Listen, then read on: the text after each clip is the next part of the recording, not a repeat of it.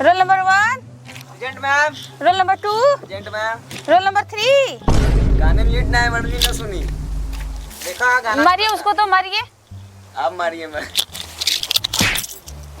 हाजिरी बुला रहे हैं तो नहीं समझ में आ रहा है तुमको? हाजिरी बुला रहा है ना। बोलो रोल नंबर 3। हाँ मैडम जी। हाँ रोल नंबर 4। क्या बहन? कहाँ गए लोन? चोरी चुरा गया चोरी चलता है। चलो बुला के लिया तुम लोगों को। Good morning madam. कहाँ थे मैडम जी गुड मॉर्निंग। मैडम जी चला इतने देर से कहाँ से तुम लोग? भाऊजी के लग के चला गया। तुम लोगों को टाइम नहीं पता है कितने देर आना है कोचिंग? चोली चक्कर में गवा मैडम जी किस कलर की चड्डी पहने हो?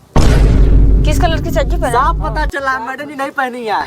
आज मैडम जी पहरा नहीं हो तो हम जाना था ये। चड्डी करने आए हो कि पढ़ने आए हो यहाँ? चड्डी चुनाने आए? चड्डी देखने आए हो? मैडम से चड्डी नहीं पहने भागो तुम लोगों को नहीं पढ़ाएंगे।